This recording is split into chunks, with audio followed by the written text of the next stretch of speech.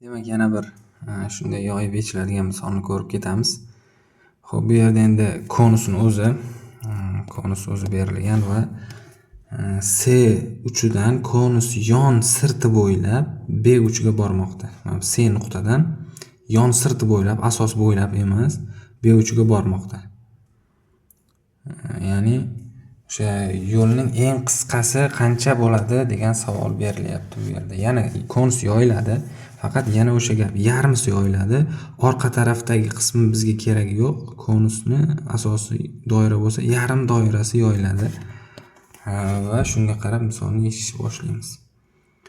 Yarmisini yoydik.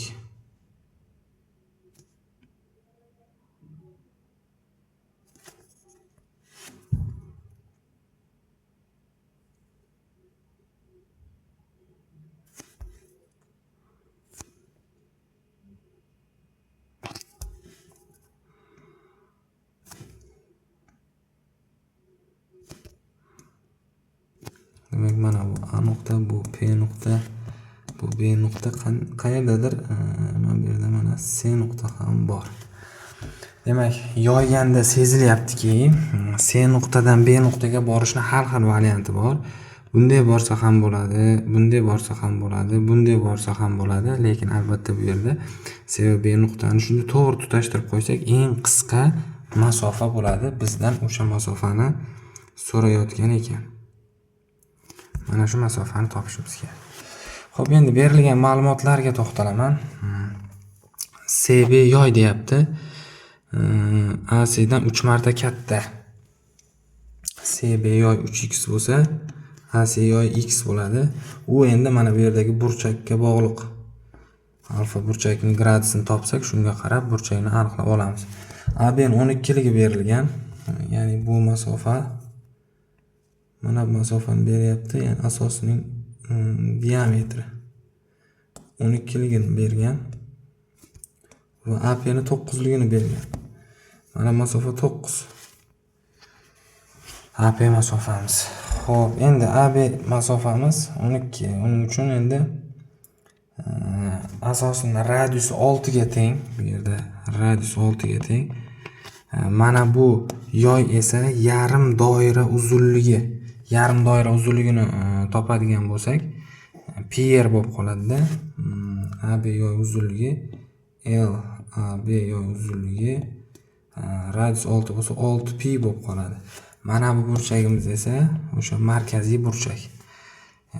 Yoy uzunligini topish formulasiga qo'yamiz. P ko'paytiruv R taqsim 180 ko'paytiruv alfa teng 6pi bo'lishi kerak. Mana bu sektorga nisbatan olinyapti. P ko'paytiruv radius 9 taqsim 180 ko'paytiruv alfa esa mana bu yoy uzunligiga teng bo'lishi kerak. Xo'p, bu yerda pilar qisqardi, bular qisqarsa 20, alfa teng 120 gradus ekan. Demak, mana burchagimiz topildi, markaziy burchak. Bu 120 gradus ekan. Xo'p, mana shu markaziy burchak o'stiralgan yoy kattaligiga ham teng. Demak, 3x bilan x ning yig'indisi 120 gradus bo'lishi kerak.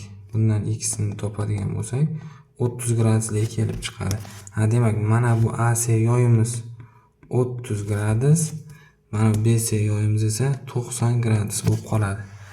Endi xo'p, bu yerda mana bu qism burchakni hozirlikcha o'chiramiz va P va C uchun tutashtiramiz.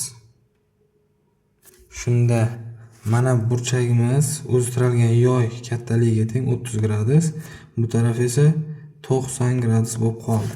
Bu masofa ham 9, bu masofa ham 9 bo'lib qoladi. Demak, bu yerdan ko'rinyaptiki, mana bu burchagimiz to'g'ri burchakli uchburchak va katetlari ham teng bir-biriga. Gipotenuzani so'rayotgan ekan. Gipotenuzani topadigan bo'lsak, BC teng 9 kvadrati plus 9 kvadrati. Bundan BC tomon 962 ligi kelib chiqadi. Demak, shunday javobimiz bor albatta. Bunday javobimiz 962 C javobda.